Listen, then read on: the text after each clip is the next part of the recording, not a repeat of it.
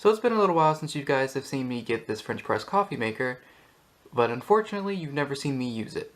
So that's what this video is going to be about. I do want to apologize because we have the dryer going in the background.